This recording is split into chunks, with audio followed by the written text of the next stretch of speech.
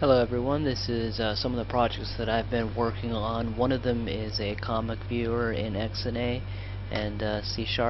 This is, I dropped this a while ago, but I'll show it to you and I'll talk a little bit about it. I was working with my brother, who is a very good artist, on creating the comic, and then decided to try to create a program to view it.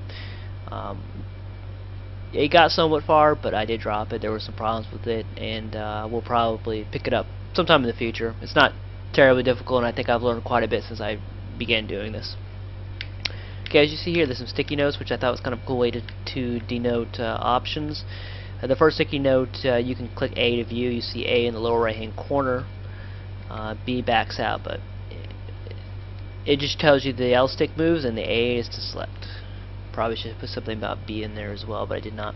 So then you have other stickies that not only tell you information if you hit A, but you can also hit A again to enable or disable slideshow mode. Slideshow would move the frames for you, otherwise you have to hit A. I'll show you both. Right now slideshow is enabled. Sound, again, there's no sound, but I put the option in just to test out the sticky note. You have sketches here.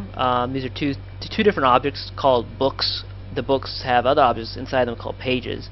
So what you're seeing right now is the books themselves, and you can flip between them by using the left stick. When you hit A on them, you'll go to them. The comic one, as you see now, your only option is not to hit A, but to hit left or right to go to the different pages. So I hit right, I'm on page 1, as you can see in the bottom part of the screen. I can't hit right anymore because I haven't even viewed page 1 yet. It won't let you view pages you haven't already seen. So if you hit A, it will start the slideshow and zoom in on the image. It just does it quickly. It gives you the option hitting A to go and skip ahead. That would also it would also wait for you if you weren't on slideshow.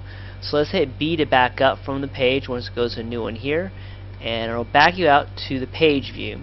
You hit B again, back up to the book view, and then you can go back up, deselect slideshow, go back to the comic. Again, this is page view. Hit A to look at the panel.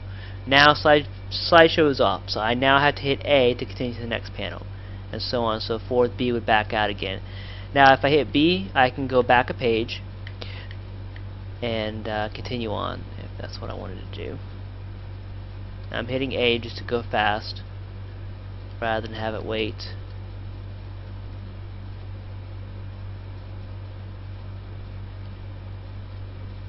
Good artwork, my brother did a good job. There are some problems, but it's also not the final product. These were some very early sketches as well, some of them. But he does some good artwork, very clean lines. I was pretty happy with the result.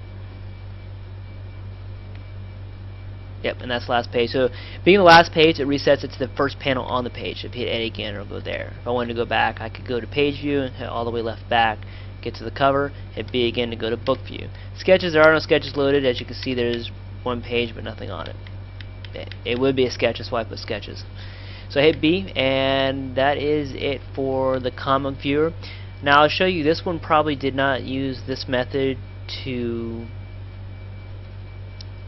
do the editing of a comic book, but I kind of enjoy this comic book creator that I created.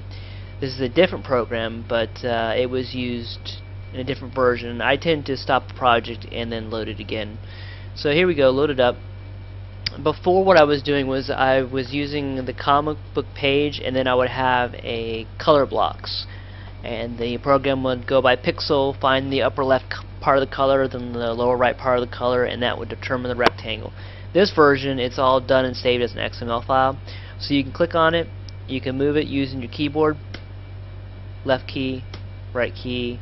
There's a key to both enlarge it, make it smaller. There you go. Now, if I wanted to renumber, I must say that I wanted to center on this one first. This panel says 1. The number is when it's viewed, 0 being first. Say I want this to be first, I hit 0 and it renumbers it, which is kind of cool. Alright, so now say I wanted to create a third panel for some reason. Let's say there was another box here. I would have to, if I click once, I select 1. I don't want to select 1, I want to create a new panel. So what I have to do is I click and hold. I have a timer. And then when it's a certain amount of time, it'll create my new box. I set one I want, and there it is. If I want that to be the, let's say 0, 1, 2, 3, If I want it to be 2, I'd select it. It's blue, so it's selected. I hit number 2, and now change where this is now 3. So then I would save it, and it would save as an XML file and that sort of thing, and I'd be able to go through the different pages. But that was my experiment with comic book and creating something XNA. I do hope to pick it up again eventually. It was a fun project figuring this stuff out, and it's not terribly complicated. So hope you all enjoyed it.